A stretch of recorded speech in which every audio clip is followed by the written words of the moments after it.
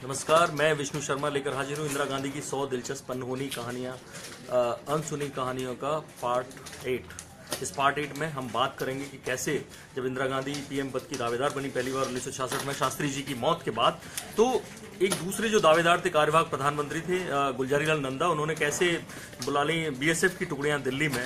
और ये वही वैसा ही प्रकरण था जैसे वीके सिंह प्रकरण चर्चा में आया। वीके सिंह पे आरोप लगे कि उन्होंने जब वो आर्मी चीफ से हटने वाले थे तो उन्होंने सेना बुला ली। तो इस तरह का आरोप गुलजारी लाल नंदा पे लगा। आरोप नहीं था, ये वाकई में उन्होंने बुला ली थी। ये बात उन्होंने खुद मानी इंदिरा गांधी के सामने। लेकिन ये कहानी जाएंगे, उससे पहले इस कहानी पर जाएंगे, उससे पहले हम बात करेंगे आज की पहली कहानी। वो ये कि इंदिरा गांधी जब प्राइम मिनिस्टर बनी पहली बार 1966 में शास्त्री जी की मौत के बाद, तो वो मास्टरमाइंड कौन था, वो मास्टर ब्रेन कौन था जिसने इंदिरा गांधी को पीएम बनाने में अहम भूमिका अदा की। वो ये मैं इससे चेहरा दिखाना चाहूंगा। द्वारिका प्रसाद मिश्र हैं, डीपी मिश्रा जो कांग्रेस के चीफ मिनिस्टर थे एमपी में और वरिष्ठ नेता थे और इंदिरा गांधी के सलाहकार थे। इंदिरा गांधी ने बहुत मानती थी। जैसे ही डेथ हुई उनकी शास्त्री जी की, गुलजारी लाल नंदा को बना दिया गया कार्यवाहक प्राइम मिनिस्टर। और उसके बाद सुबह इन्होंने फोन किया इंदिरा गांधी ने इनको। मजे की बात यह कि इंदिरा गांधी के फोन के बाद इनके पास गुलजारी लाल नंदा का भी फोन आया। तो इसके बाद मैं ये बताना चाहता हूं कि उस वक्त ये साउथ के जो नेता थे इनको सिंडिकेट बोला जाता था। जो साउथ और जो भी बंगाल, जो महाराष्ट्र, जो भी गैर हिंदी भाषी प्रदेश के जो कांग्रेस नेता थे उनको सिंडिकेट के नाम से जाना जाता था। और मैं 5 नेता जिनका मैं परिचय कराना चाहूंगा। कामराज उस वक्त कांग्रेस के प्रेसिडेंट थे। नीलम संजीवा रेड्डी बाद में भारत के राष्ट्रपति बने। आपके अमूल्य घोष बंगाल के लीडर थे, बंगाल के, और यही थे जो कामराज को बेसिकली प्रधानमंत्री बनाना चाहते थे इंदिरा गांधी की जगह। और एस.के. पाटिल महाराष्ट्र के कद्दावर नेता थे। और आपके एस. निंजालिंगप्पा, ये वो इंदिरा गांधी के इतिहास में इस बंदे की वैल्यू ये है कि एक बार जब ये कांग्रेस प्रेसिडेंट बने तो इंदिरा गांधी को पार्टी से निकाल बाहर गए उन्होंने। इनकी कहानी आपको बाद में बताएंगे। तो कैसे मैं ये बता रहा था कि जब गुलजारी लाल नंदा को कार्यवाहक प्रधानमंत्री बना दिया गया, फिर डीपी मिश्रा के पास दोनों के फोन गए। इंदिरा गांधी को उन्होंने कहा कि आप थोड़ा सा धैर्य रखिए, संयम रखिए।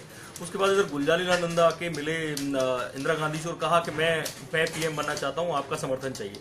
ये बड़ी अजीब सी बात थी कि दोनों ही पीएम बनना चाहते थे। तो इंदिरा गांधी ने कहा कि अगर आपको सबका समर्थन मिलेगा तो मैं भी आपको समर्थन दे दूंगी, मुझे क्या गुरेज है इसमें।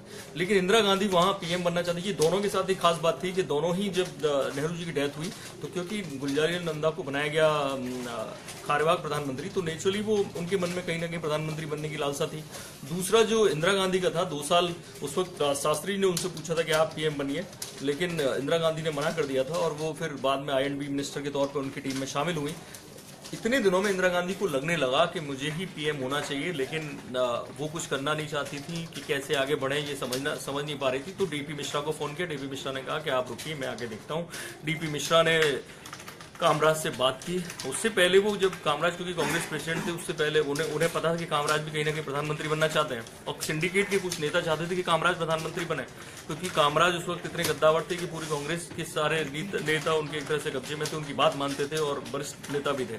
ऐसे में कामराज ने क्या किया कि 3-4 प्रदेश के पहले चीफ मिनिस्टर से मुलाकात की, उनसे बात की कि आप क्या चाहते हैं, कौन पीएम बने, और ये हम लोगों पर डिपेंड करेगा कि कौन पीएम बने।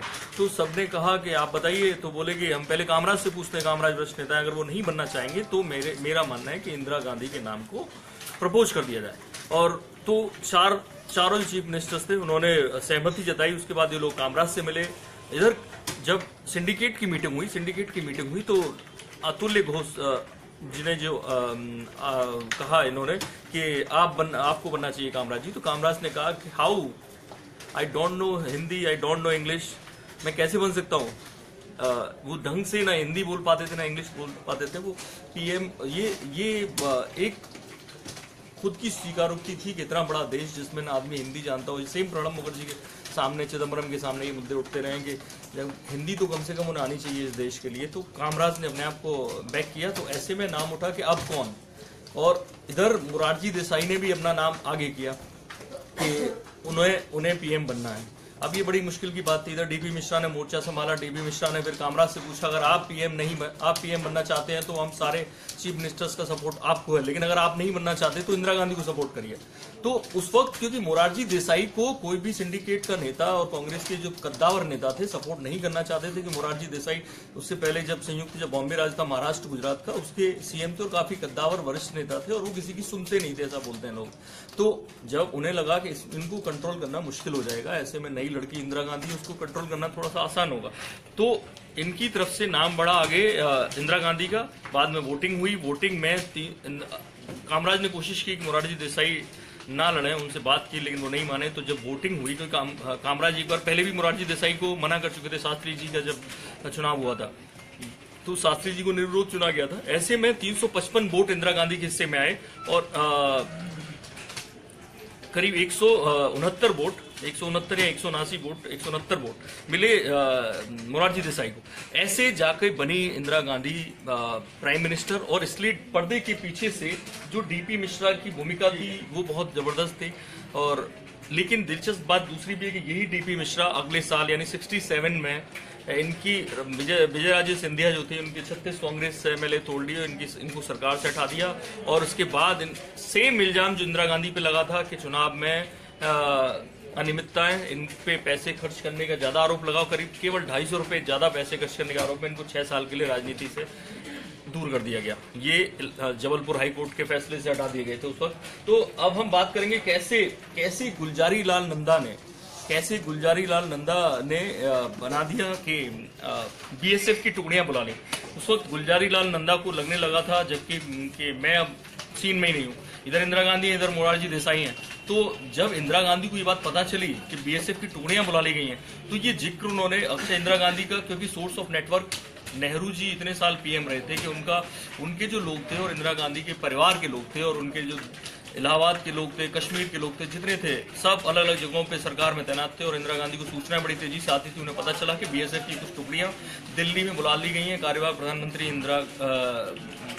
गुलजारी लाल नंदा ने।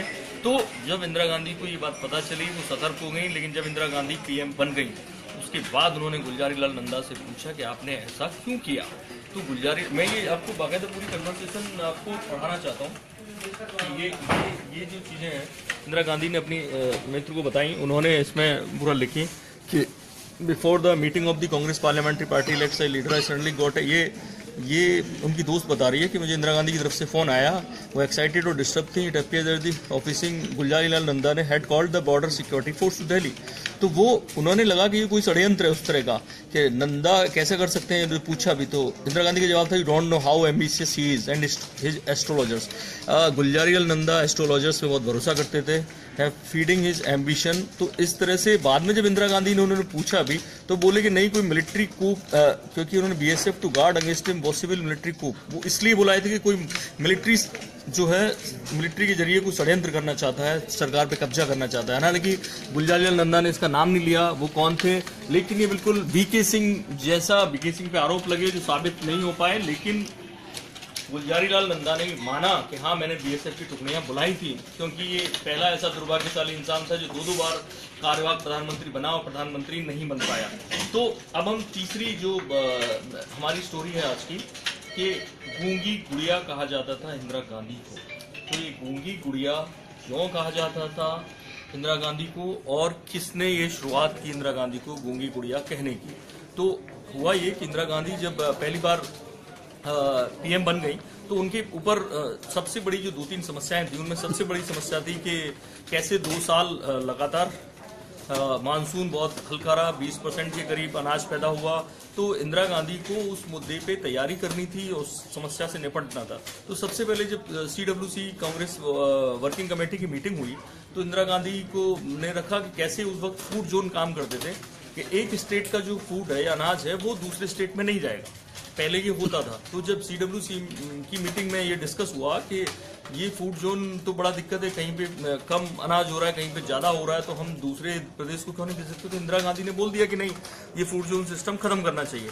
और इंदिरा गांधी के इतना बोलते ही तमाम प्रदेश के राज्यों के जो नेता थे वो इंदिरा गांधी पे हावी हो गए और इंदिरा गांधी ने अपना कॉन्फिडेंस लूज कर दिया। ये हमने पहले भी बात की थी कि इंदिरा गांधी ने जब कॉन्फिडेंस अपना लूज किया, उन्हें लगा कि लोग उन पे हावी हो रहे हैं पीएम बनने के बावजूद, उन्हीं के कांग्रेस के नेता, तो इंदिरा गांधी ने कहा कि ये मेरी आंट इसके लिए जिम्मेदार थी कि मेरा कॉन्फिडेंस आज लूज होता है। वजह ये थी कि उनको अगली एंड स्टूपिड बार बार बुलाती थी इंदिरा गांधी, इसलिए अपने कॉन्फिडेंस को बरकरार नहीं रख पाई। तो आगे जो हुआ, आगे ये हुआ कि इंदिरा गांधी वाकई में उस बात से डर गई कि जब मेरी अपनी पार्टी की मीटिंग में जब मेरे ऊपर इतने ये लोग हमलावर हो रहे हैं, तो कल को मैं संसद में जाऊंगी, संसद सत्र शुरू होगा, तो वहाँ विपक्षी नेता और एक से एक जबरदस्त विपक्षी नेता हैं, वो इतना शानदार बोलते हैं, तो वो कैसे मैं उनका मुकाबला कर पाऊंगी। तो वो गई संसद में, तो उन्होंने एक रणनीति उस तरह से अपनाई कि ज्यादातर समय खामोश रहती थी, वो चुप रहती थी, सुनती रहती थी, समझती रहती थी, और विपक्ष लगातार हमलावर जैसे आज होता है कि पीएम को बुलाओ, पीएम बोले, पीएम क्यों खामोश है। तब राम मनोहर लोहिया ने, मैं ये बता रहा हूँ कि राम मनोहर लोहिया जो उस वक्त अच्छे नेता होते थे, कभी नेहरू के बड़े करीबी थे, बाद में नेहरू के बड़े आलोचक रहे, इवन उनके खिलाफ फूलपुर से चुनाव भी लड़ गए थे, और ये इन्होंने आरोप लगाया था कि नेहरू जी कैसे पर डे 25,000 रुपए खर्च करते हैं उस वक्त। तो बाद में ये इंदिरा गांधी की भी ये देखिए गूंगी गुड़िया, ये इस तरह के कार्टून्स बेसिकली बना करते थे उन दिनों अखबारों में इंदिरा गांधी को लेकर। तो और राम मनोहर लोहिया ने ये जो पूरा आरोप था वो राम मनोहर लोहिया ने लगाया। बाद में ये अलग बात है कि इंदिरा गांधी अपने उस कॉन्फिडेंस को उन्होंने वापस गेन किया, और एक दिन जब 71 में बांग्लादेश को अलग कर दिया पाकिस्तान से, तो यही सब लोग, इनमें से बहुत से लोग इंदिरा गांधी की तारीफ करने लगे। तो इस तरह से हम चौथी कहानी की बात करेंगे कि कैसे जो इंदिरा गांधी थी वो पीएम बनने के बावजूद उदास रही, और उसकी वजह थी उनकी उदासी की दो वजह थी। जिस दिन वो पीएम बनी उस दिन उदासी की दो बड़ी वजह थी। एक ये है जिस दिन वो शपथ ले रही थी, ये आप देख रहे हैं, और उसी दिन सबसे बड़ी खबर शपथ लेने की नहीं थी अगले दिन अखबार में, वो ये खबर थी, Bhabha among 117 dead in air disaster. Same जिस वक्त वो शपथ लेने जा रही थी खबर मिली कि बोइंग क्रैश हो गया है, और जिसमें भाभा सवार थे। उस वक्त न्यूक्लियर साइंटिस्ट, बड़े साइंटिस्ट, और वो इंदिरा गांधी के करीबी भी थे काफी, और न्यूक्लियर उस पर काम चल रहा था इंदिरा गांधी का काफी, और उस वक्त भाभा की डेथ हो गई। ये पहली खबर मिली। दूसरी खबर जो हमने आपको सिंडिकेट दिखाया कि इस सिंडिकेट ने कैसे, कामराज ने स्पेशली जब वो अपना मंत्रिमंडल गठन करना था कैबिनेट का, तो कामराज ने शर्त रखी कि नहीं, शास्त्री जी का जो कैबिनेट है वही बरकरार रखा जाएगा। इसमें केवल 3 मिनिस्टर इंदिरा गांधी को बढ़ाने की अनुमति मिली, एक अशोक मेहता, दूसरे दिनेश सिंह, और तीसरे फखरुद्दीन अली अहमद। ये फखरुद्दीन अली अहमद इसलिए ज्यादा वो है कि इमरजेंसी के उस पर साइन इनके ही थे। तो जो इसमें एक खास बात और है कि जो मोदी की जो एक, मोदी अपने आप को प्रधान सेवक कहते आए हमेशा, तो अब इंदिरा के जो फैंस हैं उनके लिए इंटरेस्टिंग बात होगी कि जिस तरह से मोदी अपने आप को प्रधान सेवक या चौकीदार कहते हैं, इंदिरा गांधी ने शपथ लेने के बाद जो अपना बयान दिया उसमें अपने आप को देश सेविका कहा, और ये तब बड़ा चर्चित रहा था। जैसे मोदी के लिए होता है प्रधान सेवक, वो अपने आप को देश सेविका कहती थी। एक जो 5वीं हमारी स्टोरी थी कि कैसे जब वो पीएम बनने जा रही थी, खाली गुलजारीलाल नंदा, कामराज, मोरारजी देसाई और इंदिरा गांधी, ये 4 लोग पीएम की रेस में नहीं थे। एक और नेहरू परिवार से एक और सदस्य था इंदिरा गांधी का बहुत करीबी रिश्तेदार, वो भी पूरी तैयारी के साथ, उसको जैसे ही पता चला कि शास्त्री जी की डेथ हो गई है, वो अमेरिका के दौरे से लौट के आई। जी हाँ, वो लेडी थी विजय लक्ष्मी पंडित, इंदिरा गांधी की बुआ, जवाहरलाल नेहरू की बहन, और मैं उनका इसलिए चेहरा ये दिखा देता हूँ, दोनों इंदिरा गांधी के साथ हैं, विजय लक्ष्मी पंडित।